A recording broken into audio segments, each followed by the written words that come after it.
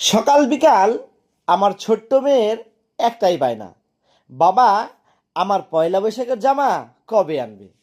আর তাই আজ মেয়ের বায়না মেটাতে মেয়েকে নিয়ে চলে গেলাম তুফানগঞ্জ স্টাইল বাজারে।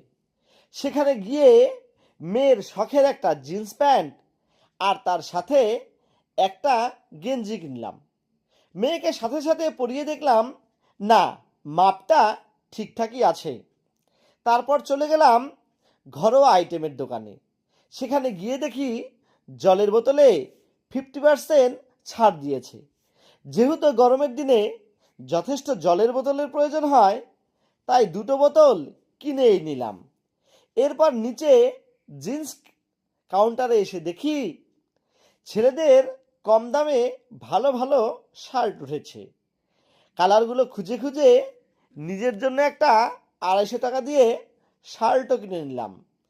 তারপর বিল কাউন্টারে গিয়ে বিল পাটটা মিটিয়ে মেয়ের হাত ধরে স্টাইল বাজার থেকে বেরিয়ে আসলাম। এই হলো আমার এবছরের পয়লা বৈশাখের মার্কেট। আপনাদের কার কার কী কেনা হলো সেটা কিন্তু অবশ্যই কমেন্ট করে জানাবেন। টাটা, বাই বাই, নমস্কার।